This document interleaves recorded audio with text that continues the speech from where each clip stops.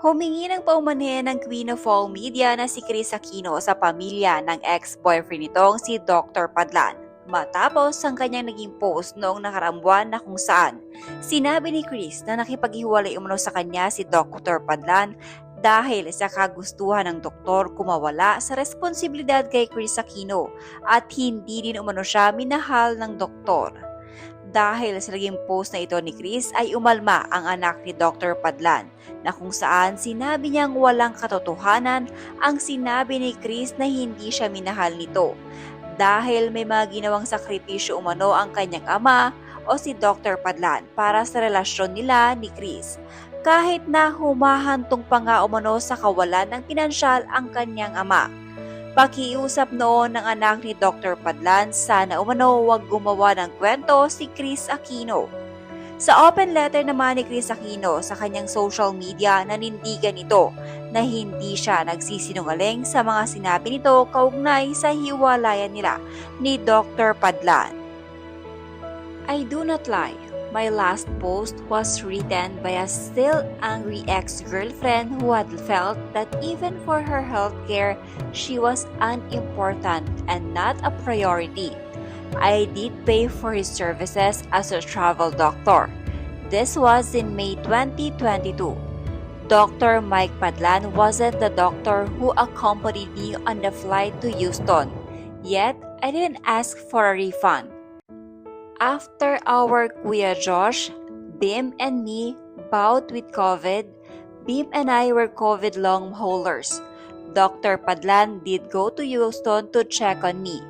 My mistake is that I failed to state that he flew to LA around 4 times more on his own and volition. I didn't ask for him to check on me. I would just be surprised that he'd be there. Those visits weren't paid for. Nag-abono pa nga siya. Doc Mike, I apologize for not stating this in my earlier post. I am very grateful he was the one who diagnosed my shingles. Shingles together with what was then 4 diagnosed autoimmune diseases and another one, clearly exhibiting symptoms but still negative in my test. Plus a patient allergic to all fever reducers including paracetamol, NSAIDs, opioids, and steroids makes it very difficult for even the best doctors in the Philippines, Singapore, and the US to treat me for all the ails me. Dr. Padlan was by late April of 2024 already Doc Mike because we had started a friendship. This is one of my favorite moments since EGPA, scleroderma, and lupus started to have the power to control my life.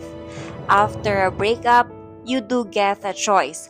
What memories you will decide to keep. There's already so much fear and loneliness in life, so I choose to keep the seemingly ordinary yet undeniably happy moments. I was sleeping soundly, still very weak. When I opened my eyes, it was the face of Doc Mike. I saw worried and concerned. Bim had gone out and my nurse on duty was taking a break. For the first time in years, seeing a man, a doctor watching over me, I felt safe. Ours was a different kind of courtship. Long-distance relationship via WhatsApp. We were in Orange County, California, so technically, he was no longer a doctor. In him, I saw what I had been looking for. Someone I could discuss my medical issues with, my feeling to fatigue, my lack of balance, my suffering from suddenly getting dizzy, then collapsing. The significance of my blood draw results, especially my alarmingly low hemoglobin, the bones jutting out of my knee, and why had my taste bud changed everything. By Thanksgiving of 2023 tasted very salty. I totally lost my appetite and was surviving with 4 mugs of milk a day. Doc Mike's sibling lived in the Bay Area. His younger sister came to visit together with Pokemon. I'm not allowed to mention their names, who was so adorable. Doc Mike left when my two sons arrived. Kuya had a new playmate and Beam got to experience dad duties. The boys went to Knott's Berry Farm, California Adventure and Disneyland. It was an exhausting but fun week.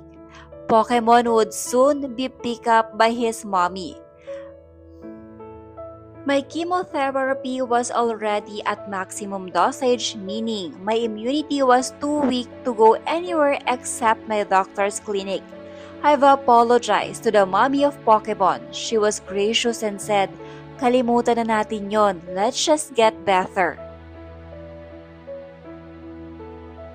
When his mommy arrived but needed rest after a long drive, I told Bim to please take Pokemon shopping. He was running low on clothes, needed new sneakers, and because his birthday was coming up, I whispered to Bim let him choose all the toys he likes, but don't forget tell Pokemon to choose what Lego will like. Children cannot fake happiness. He slept in between Bim and me. Kuya was beside Bim. We fit because two double beds were side by side and pushed together. Sumiksik na si Pokemon sa akin. I felt so special. All too soon, it was time to say goodbye. Pokemon reminded me that when I got home, I'd bring him and Logo to school. I managed to fulfill that promise.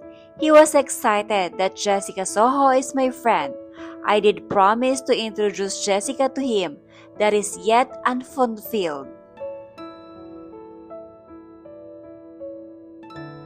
Meeting Lego when I got back was unfiltered joy. He talks nonstop and asks intelligent questions. He liked the Japanese flavored milk and every visit he'd say, "Mama Kris, can I have strawberry milk?" I'd reply, "What's the magic word?" Lego would think for a bit then say, "Please, Mama Kris." Like me, he preferred vanilla cupcakes with milk chocolate frosting. Both Pokemon and Lego love steak and shrimps, prawns just like Kuya and Bim, who cook often for Pokemon while we were in OC.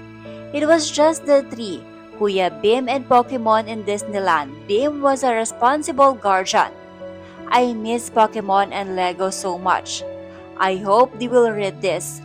Mama Kris is very sorry for making you angry and sad because of what I posted. I was wrong in not considering the impact it would have on both of you. You both brought sunshine and laughter when I most needed it.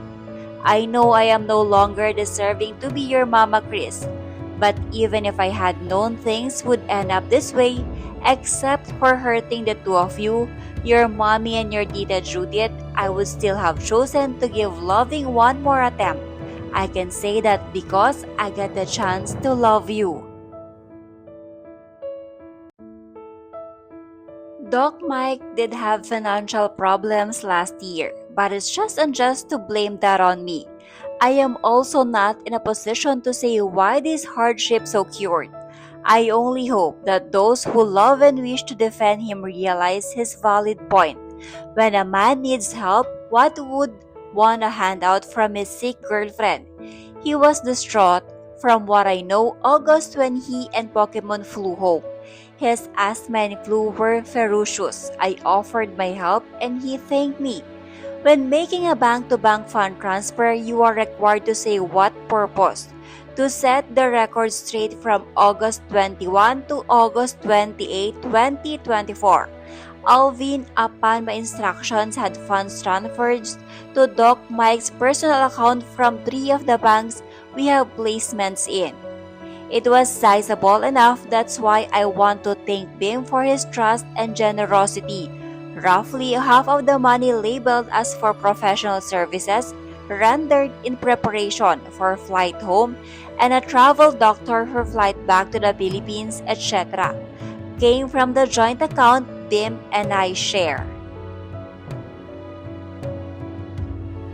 An update, Doc Mike and I tried to give Peace personal effort, in large part, I believe, because of his attitude and genuinely kind, fair-minded, God-fearing woman and his youngest sister, his favorite Leia. He brought home my favorite organic for growing kids' milk, Velveeta cheese slices. Naiwan my Nesquik ready to drink high-protein strawberry milk but my children's chewable medicine na uwi. The dosage recommended for me, lahat na sundo nung Friday, and I'm very thankful Horizon Organic Milk Mix with Ensure Gold RTD vanilla flavor is soothing. I do my best to drink 2 times a day.